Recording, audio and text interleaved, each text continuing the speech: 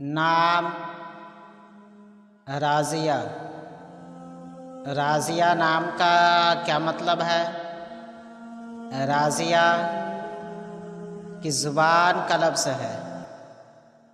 راضیہ ایک اسلامی بہترین نام ہے۔ راضیہ نام کا شمار لڑکیوں کے ناموں میں ہوتا ہے۔ راضیہ عربی زبان کا لفظ ہے۔ راضیہ نام کا مطلب ہے راضی ہونے والی، خوش ہونے اور خوش کرنے والی۔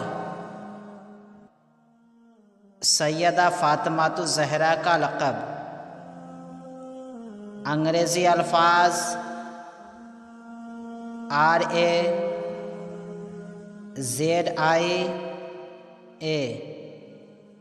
راضیہ، نام راضیہ، زبان عربی، معنی راضی ہونے والی۔ عدد نمبر 8۔